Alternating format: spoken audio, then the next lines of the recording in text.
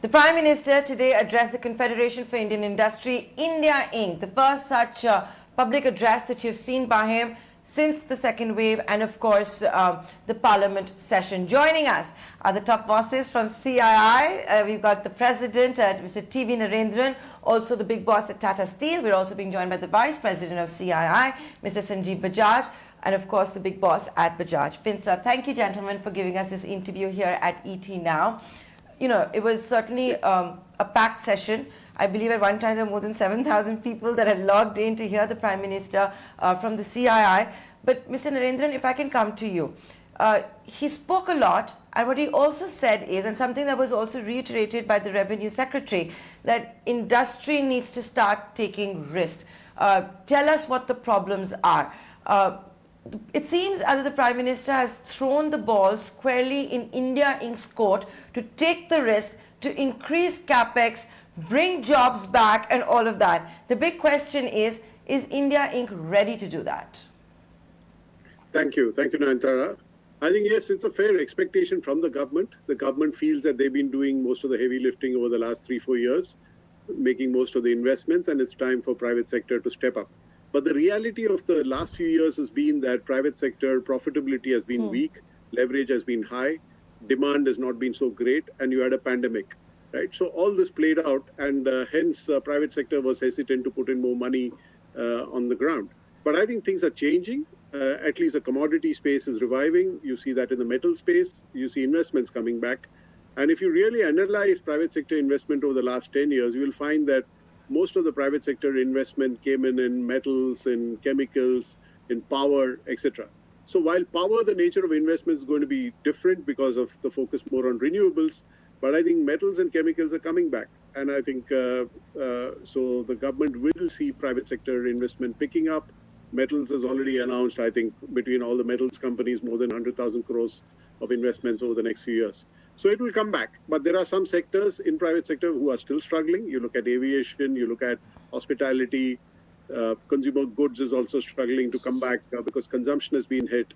So it's not across the board optimism for more investments, but some parts of private sector will certainly heed the call. In fact, you have certain sectors in the traditional economy that are doing well. Your sector, steel sector, is doing well. Cement sector is doing well. You know, we've been interviewing a whole host of cement companies. They're talking of ramping up capacity, bringing production back, etc. While consumer goods, you know, you have said it's not doing well. Going by the earnings, consumption is certainly picking up. So that's a positive trend. So, Mr. Bajaj, and can I come to you that what are the pain points? Does it, for example, continue to be financials, where we don't know the full pain of COVID? Is it the fear of the NPAs? You know, earlier there, for example, used to be criticism that you're not seeing much lending take place. So is that one of the biggest laggards that we've got in the economy, the financials? Nayantara, it's actually a combination of things, but at the heart of it is a continued, I would say, nervousness on the pandemic. And to be fair, the second wave caught us all by surprise. It was a devastating wave, both for lives and livelihood. What it also does is through all the lockdowns, and we saw a better set of lockdowns, the more localized lockdowns compared to the first wave. But even then, it starts disrupting the supply chain again. And each time it gets tougher to restart it. It takes that much longer. If you look at small businesses through the first wave, many of them shut down. They somehow managed to put some savings together, get started. They again shut down in the second wave. So that is where there is this nervousness about the third wave. And that's why I think government and private sector, CII, we are pushing people to get vaccinated. We are helping them do that. We are still propagating all the safety related measures that we need to take so that we have a milder third wave if at all it comes. And as a result of that, lives get protected and we stay open for business. For example, I'm seeing on the consumer side, demand in July already start picking up. Early August is, first 10 days of August is looking good. If this trend continues in the next few months, we could very well, for many sectors, be very close to pre-COVID levels.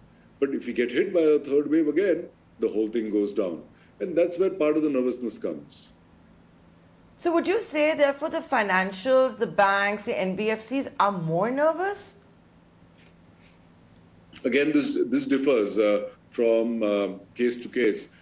Last year, in the first wave itself, a number of private banks and NBFCs went and raised outside capital. They flushed out possible NPAs early on, and you could see that in their P&Ls. And they are raring to go now, and you're starting some of them do that. On the other hand, there were those that were slow at raising capital and then became too late to raise capital.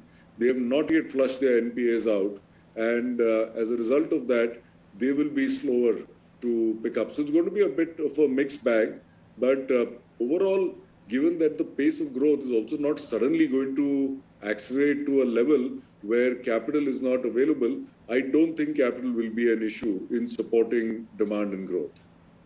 The Prime Minister has said, we have expectations from industry to boost investment and employment. We are rationalizing public sector presence in various areas. Please tell us what we need to do. Mr. TV Narendran, once again, is it going to be India Inc. that's going to ask the government for a stimulus package? They have said that reforms have not been out of compulsion. Yeah. So I think our position has been that, yes, continue to do what was promised to be done in the budget, focus on infrastructure, focus on the ease of doing business. The Prime Minister talked about that. Continue to simplify the laws. Again, the Prime Minister talked about that and committed that. And I think what is important in the last few days is also about the retrospective tax, because one of the big complaints from investors outside India and in India has been policy stability, policy consistency, contractual integrity, and things like that. And I think these are areas which are also important to create an environment where people are less nervous, as Sanjiv puts it, about making investments. So I think the message from the Prime Minister was, yes, the government is willing to listen to you. The government has taken some politically brave decisions in the interest of industry, in the interest of investments, and hence the Prime Minister exhorted private sector to do the same, take some risks and make investments. So I think that's a tone of the message which is positive, that private sector is important, is a partner of government, and the government is willing to work with private sector to get. No, I think Mr. Narendran, I have to say one thing. Yeah. Here I will say the government has time and again said the private sector is a partner. They have continued to say this. My question to you was that when the Prime Minister says, come tell us what needs to be done to boost investment and employment, is India Inc., given all the nervousness and the uncertainty, going to put the ball back in the government's court and seek a stimulus package? No, I think we've already got a lot what we've asked for, right? I think what CII has asked for, if you saw the finance minister's announcements 6 weeks back or 8 weeks back, a number of our requests have been addressed there. So while obviously as private sector you can keep asking for more, but I think the government has done a fair amount, and I think but there are areas, there are sectors which I think do need support, and one is hospitality, one is aviation, high contact sectors, services sectors. I think these have struggled a bit more. I think manufacturing is doing better. The other is MSMEs, and I think the recent announcements are also going to help the MSMEs, in terms of credit availability for MSMEs, etc. So I think MSME, high contact sectors like hospitality, aviation, etc., are the ones who need support. I wouldn't say that everyone in industry needs support. Certainly not those in the commodity space, for instance. Mr. Bajaj, how did you read the statement from the Prime Minister saying that India is one of the most competitive when it comes to tax? He spoke about faceless taxation as well. You also have the Revenue Secretary saying there will be continuity in taxation. There was nothing that was tinkered in the budget, and this government is all for continuity. Are you reading that as a sign that it's going to stay as status quo next year as well? I definitely hope it does. And this goes towards a much larger, I would say, foundation that the Prime Minister and the government is talking about, which is just improving ease of doing business. So it's not just taxation. He talked about how in the Companies Act, a number of laws have been decriminalized. He talked about, the repeal on the retrospective tax amendment that we talked about. He talked about opening up a whole bunch of strategic sectors, which were earlier only for public sector, whether it was defense, whether it was space. What he's trying to say is that we are creating all the elements to take India into that next big exponential growth jump. And I hope that you as private sector will leverage that opportunity and have confidence in that growth. And really, a lot of the proof of the pudding is in the eating. So I think it's equally important to see the LIC IPO should happen on time. The privatization on the public sector, a couple of the banks, the insurance companies should have. This will then create that additional confidence. And it's not a question of saying that I've done 3 things, now you do 3 things. It's a question of how we as private sector keep working with the government, but keep pushing them to do more. And they do the same with us. That's how this country will grow. Right. Mr. Narendran, you talked about metals. Now, I wanted to, you're an expert on that. So I'd like to ask you about that. Whether it's in the United States and that infrastructure bill, you've seen a lot of action which has taken place in China too. Steel has been making a comeback in India. Your views on where this is headed, because that's going to be crucial for infrastructure development too. So few things are happening, right? I think on the demand side, whether it's the US, whether it's India, whether it's China, there continues to be expenditure on infrastructure, which is helping the demand side. Secondly, and also the fiscal stimulus announced by multiple countries are looking at investments to get their way back to growth, right? So that is one thing. Second thing is on the supply side, you see a lot of actions in China to export less. And you see similar actions in Japan. And these are all countries who traditionally exported, let's say, a metal like steel. And basically, this is linked to climate change. This is linked to the net zero goals that they've set themselves. So on the supply side, you see a lot more discipline and a lot more action. So both of these are leading to a better balance on demand and supply, and which is what is translating into what we're seeing today in terms of commodity prices.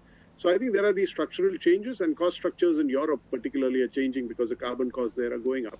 So there are multiple issues which are working out, and I think that's why the sector is this sector, not just steel, but I think generally metals or anything which is exported in a big way out of China but is carbon intensive, is going to see these structural changes going forward.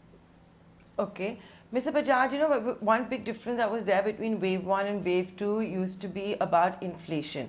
How do you see that hitting the economy at this juncture? Nayantara, if you look at not just India, but if you look at all over the world, governments, central banks have to make choices.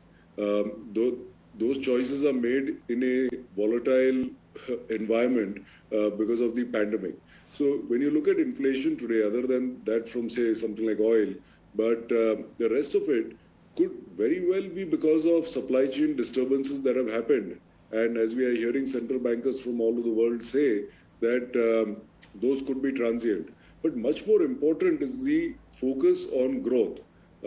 Every country is saying we need to grow ourselves out of it, and you have to make some choices. And if you grow with investments going into the right areas, then 1, that becomes productive growth. 2, that should bring inflation down. And 3, if the pandemic comes in good control going forward and supply chains go back to their more efficient ways, then the transient impact also should really go away. So that is what we can hope towards.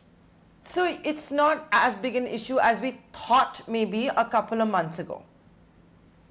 I don't think it is a big issue at all. And if you read what some of the well-known economists even talk about, it is almost an expected outcome of the current monetary policy.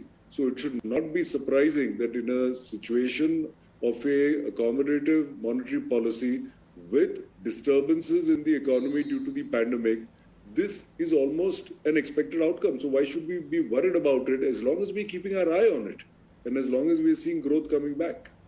Okay, we're running out of time, so I'll take my final comment from Mr. Narendran. And both of you have been candid, but I'll just sum it up. Basically, the industry is going to be, Mr. Narendran, catch me if I've got it right, this is the gist. Industry is going to be in wait and watch mode simply because of the uncertainty that may come from the third wave. So right now, it's just business as usual, and maybe you will not take the kind of risk the Prime Minister wanted. No, I think I would put it this way. Some sectors are ready to take that risk. They are in a much better place. Some sectors are still waiting. I think that would be a better description of the situation. Not everyone is as nervous, as one fears. I think there are sectors, and I represent one of them, who who's more positive and has already announced investments. So that will be like, let's say, infrastructure, real estate, consumer goods, but maybe not a hospitality, aviation, etc. Absolutely, absolutely. Anything linked to high contact businesses, I think, are still waiting, and rightly so.